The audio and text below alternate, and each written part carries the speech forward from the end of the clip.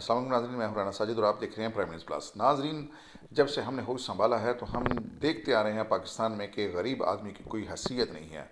اگر یہاں پر قانون حرکت میں آتا ہے وہ بھی صرف غریب آدمی کے لیے ہی حرکت میں آتا ہے، لیکن جو پاکستان کی اشرافیہ ہے، جو امیر طبقہ ہے، وہ قانون سے بالاتر ہیں۔ آج ہم آپ کو ایک ویڈیو دکھاتے ہیں کہ جو ایک غریب آدمی بائک پہ جا رہا ہے، موٹر سائیکل چلا رہا ہے، وہ ایک سائڈ پہ ہے، لیکن ساتھ اس کے پروٹوکول جو ہے وہ کسی وزیر مشیر کا گزر رہا ہے، تو اس پولیس والے نے اس غریب آدمی کو روکا اور اس کو موٹر سائیکل سے نیچے گرایا، تھپڑ مارے تو اسے ساتھ اپنے لے گئے۔ یہ ہے یہاں پر غریبوں کی حالت۔ جو پی کا ایکٹ منظور کیا گیا ہے حکومت کی جانب سے، تو حکومت اس کا دفاع کرتے ہوئے جو تارڑ برادران ہیں، اعظم نذیر تارڑ، اور جو وفاقی وزیر اطلاعات ہیں عطا اللہ تارڑ، تو وہ بہت زبردست جو ہے اس کا دفاع کر رہے ہیں کہ پی کا ایکٹ جو ہے ہم نے صرف جھوٹی خبریں پھیلانے کے لیے، جو سوشل میڈیا پر جھوٹی خبریں پھیلا رہے ہیں ان کے لیے بنایا ہے، جو میڈیا پر آ کر جھوٹی خبریں پھیلا رہے ہیں ان کے لیے یہ پی کا ایکٹ جو ہے نا وہ بہت ضروری ہے، اس لیے ہم نے یہ قانون بنایا ہے۔ تو اگر سوال تو ہمارا ان سے یہ بنتا ہے کہ جب آپ جو غلط خبر چلواتے ہیں اپنے من پسند چینلز پر، کیا یہ پی کا ایکٹ جو قانون ہے وہ ان پر لاگو نہیں ہوتا؟ جس طرح جو ایک بزنس مین تھے امریکن، جن کی وزیر اعظم سے ملاقات کروائی گئی، اور جو اپنی من پسند کے صحافی تھے ان کو وہاں پر بلایا گیا، اور جب انہوں نے ان سے کچھ سوالات پوچھے کہ آپ کیا امریکن حکومت کی جانب سے آئے ہیں یہاں بزنس کرنے کے لیے، یا کوئی امریکن انویسٹر ہیں، تو اس نے صاف انکار کر دیا کہ میں تو صرف ایک بزنس مین ہوں، میں کوئی حکومت کی جانب سے، امریکہ حکومت کی جانب سے نہیں ہے۔ اسی طرح جو سفارت خانہ ہے اس نے بھی انکار کیا کہ یہ ہمارا بندہ نہیں ہے۔ تو یہ جب خبریں آپ نے چلوائیں، کیا یہ پی کا ایکٹ میں نہیں آتی؟ صرف پی کا ایکٹ میں وہ لوگ آتے ہیں جو سچ بولتے ہیں، اور جو آپ کا جو یہ چہرہ ہے وہ عوام کے سامنے لے کر آتے ہیں، یہ پی کا ایکٹ ہے۔ ناظرین، پی کا ایکٹ صرف سچ بولنے والوں کے لیے، جو حکومت کو اس کا اصلی چہرہ دکھاتے ہیں، جو فارم 47 کے ذریعے یہ جو حکومت بنائی گئی ہے، یہ جو حکومت بنی ہے،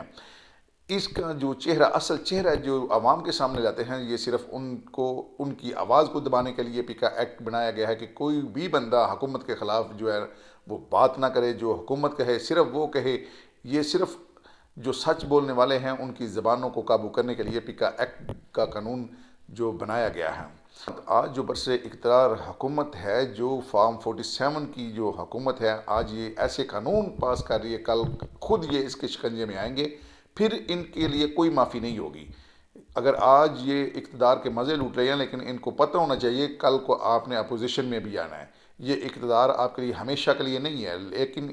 ان کو یہ واضح طور پر ان کو یہ سوچ لینا چاہیے، ان کو یہ سوچ لینا چاہیے کہ یہ اقتدار آپ کے لیے ہمیشہ کے لیے نہیں ہے۔ آپ نے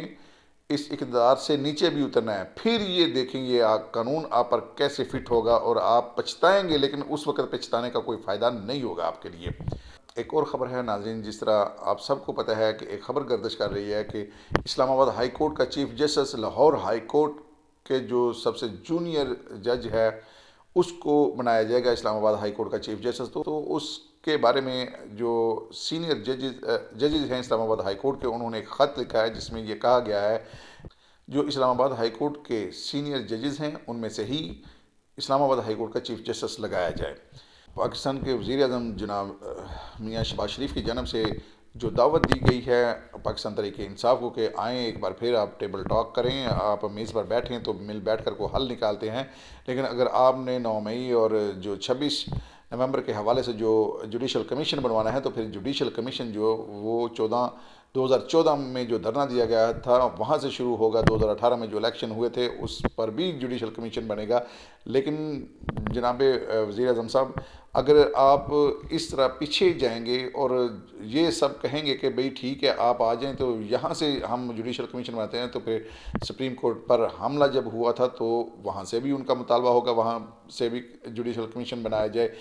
وزیر اعظم صاحب، اگر آپ 2014 کے دھرنے کی بات کرتے ہیں تو پھر آپ کو اس سے پیچھے بھی جانا پڑے گا، اس طرح یہ اس معاملے کا حل نہیں نکلے گا۔ اگر آپ واقعی سنجیدہ ہیں تو پھر ان کو بلائیں، اور 26 نومبر اور 9 مئی کے حوالے سے جس طرح انہوں نے کہا ہے کہ وہاں پر جوڈیشل کمیشن بنانا چاہیے اور سینئر ترین ججز ہونے چاہیے، اسلام آباد ہائی کورٹ کے ہو جائیں یا پھر سپریم کورٹ کے ہو جائیں، ان پر یہ جوڈیشل کمیشن بنانا چاہیے تاکہ پتہ چل سکے